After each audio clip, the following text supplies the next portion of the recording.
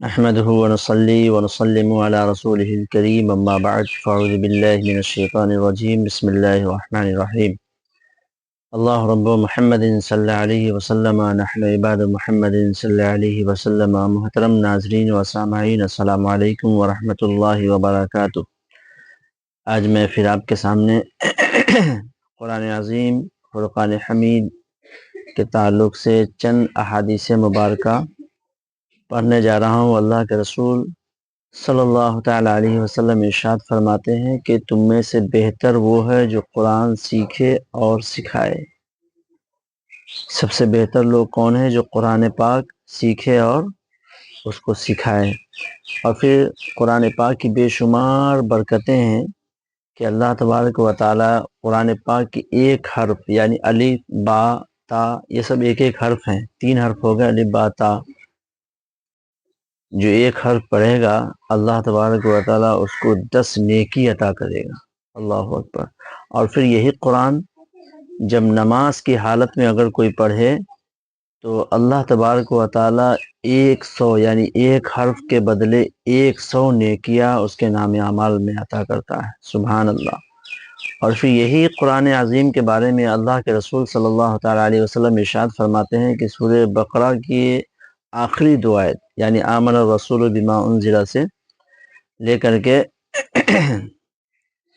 اور آخری سورت جہاں پہ ختم ہوتی ہے وہاں تک پڑھ کر رات میں سو جائے تو حضور فرماتے ہیں کہ وہ دنیا کے تمام رنج و غم مصیبت سے دور ہو جائے گا۔ بہت ساری اس طرح برکتیں ہیں، جیسے حضور صلی اللہ تعالیٰ علیہ وسلم فرماتے ہیں کیا تم میں کوئی ایسا ہے جو تہائی قرآن ختم کر کے سویا کرے؟ تو صحابہ نے کہا یا رسول اللہ صلی اللہ تعالیٰ علیہ، یا رسول اللہ کیا ایسا بھی ہو سکتا ہے کہ کوئی رات میں تہائی ختم قرآن کیسے پڑھ سکتا ہے؟ تو حضور صلی اللہ تعالیٰ علیہ وسلم ارشاد فرماتے ہیں کہ قل هو اللہ شریف پڑھ کر سونے سے یہ تہائی قرآن کے برابر اللہ تبارک و تعالیٰ ثواب عطا کرتا ہے۔ اسی طرح قرآن عظیم فرقان حمید کی بے شمار فضائل و برکات ہیں۔ اس میں ایک صورت ہے سورہ ملک، اس میں ایک صورت ہے سورہ یاسین شریف، جس کے بارے میں اللہ کے رسول فرماتے ہیں یہ قرآن کا دل ہے۔ اللہ اکبر۔ اور سورہ ملک کے بارے میں تو حضور فرماتے ہیں کہ یہ صورت جو رات کو روزانہ پڑھ کے سو جائے تو قبر میں روشنی ہوگی، اور یہ صورت اس شخص کی بخشش و مغفرت فرما دے گی، یعنی اللہ تبارک و تعالیٰ کی بارگاہ میں جا کر جھگڑا کرے گی کہ اس کی بخشش و مغفرت فرما دے۔ روایت حضرت عائشہ صدیقہ رضی اللہ تعالی عنہ سے فرماتی ہیں کہ حضور اکرم صلی اللہ تعالی علیہ وسلم نے ایک لشکر کا امام بنا کر ایک شخص کو بھیجا، تو وہ جب بھی نماز پڑھاتے تھے تو سب سے آخر میں قل هو اللہ شریف کی تلاوت فرماتے تھے۔ تو ایسا اکثر و بیشتر کیا کرتے تھے۔ تو جب لوگ واپس آئے تو حضور صلی اللہ تعالی علیہ وسلم کی بارگاہ میں حاضر ہوئے، کہا یا رسول اللہ ہمارے امام جو ہیں ہر رکعت کے آخر میں قل هو اللہ شریف کی تلاوت کرتے تھے، تو کیا ماجرا ہے؟ تو ان سے پوچھا گیا تو کہا یا رسول اللہ اس میں اللہ تبارک و تعالیٰ کی صفت زیادہ بیان کی گئی ہے اور ہم کو اس سے محبت ہے، اس وجہ سے میں پڑھتا ہوں۔ تو حضور فرماتے ہیں کہ جاؤ اس سے کہہ دو کہ اللہ تبارک و تعالیٰ تم سے راضی ہے۔ سبحان اللہ۔ یعنی قل هو اللہ شریف کی اتنی برکتیں ہیں۔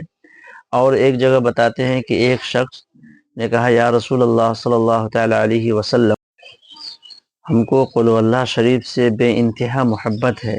تو اللہ کے رسول صلی اللہ تعالیٰ علیہ وسلم ارشاد فرماتے ہیں جاؤ یہ صورت تم کو جنت میں لے کر چلی جائے گی۔ سبحان اللہ۔ تو محترم دوستو، کہنے کا مطلب یہ ہے کہ قرآن عظیم یہ بہت ہی بابرکت کتاب ہے، لیکن ہمارا آپ اس کو سمجھ نہیں رہے ہیں، اس لیے کہ اللہ کے رسول فرماتے ہیں کہ قیامت کے دن جب کوئی سایہ نہیں ہوگا تو اس وقت قرآن کریم عرش کے سائے کے نیچے کھڑا ہوگا، اور جو دنیا میں قرآن کریم کی تلاوت کرتا تھا تو وہ اس کے لیے حجت بنے گی، یعنی اللہ کی بارگاہ میں جھگڑا کرے گی کہ مالک پروردگار یہ شخص دنیا میں مجھے پڑھا کرتا تھا، اس کی بخشش و مغفرت فرما دے۔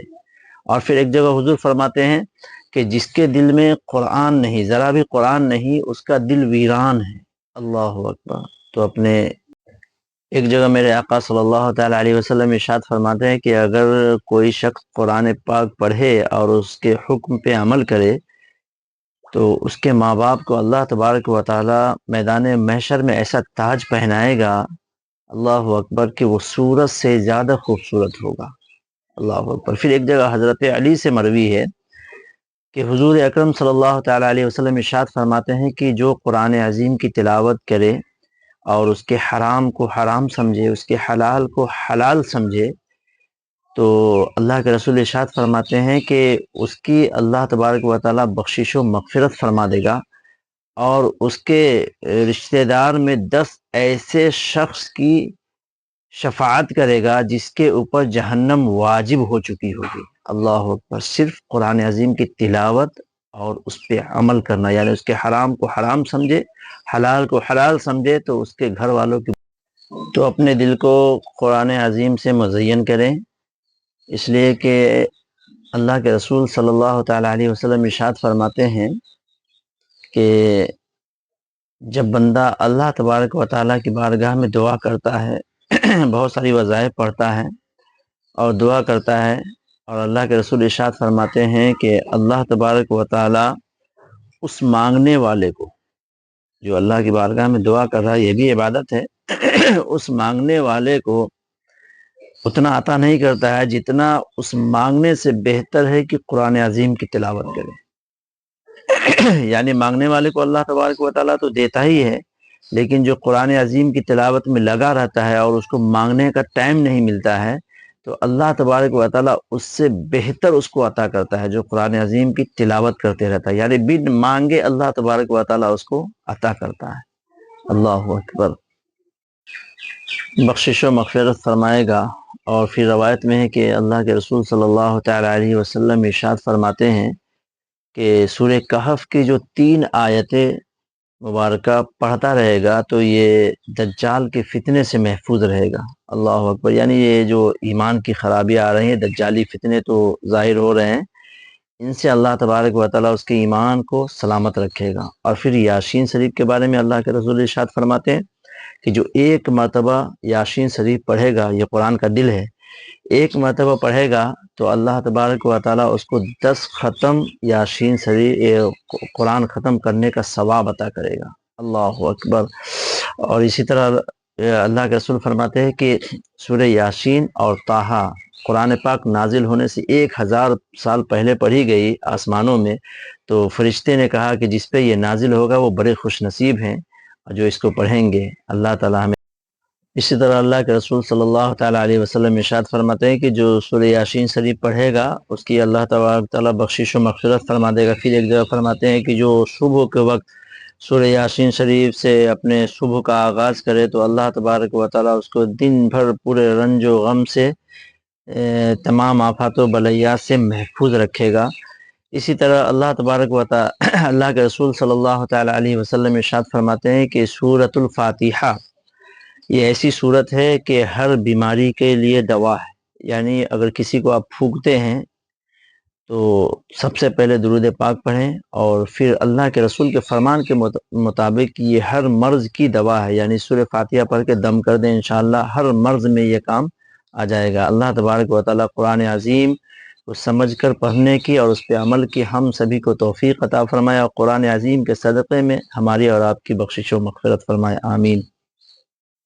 اسی طرح اللہ کے رسول صلی اللہ تعالیٰ علیہ وسلم ارشاد فرماتے ہیں کہ جو سورہ یاسین شریف پڑھے گا اس کی اللہ تبارک تعالیٰ بخشش و مغفرت فرما دے گا۔ پھر ایک جگہ فرماتے ہیں کہ جو صبح کے وقت سورہ یاسین شریف سے اپنے صبح کا آغاز کرے تو اللہ تبارک و تعالیٰ اس کو دن بھر پورے رنج و غم سے، تمام آفات و بلیات سے محفوظ رکھے گا۔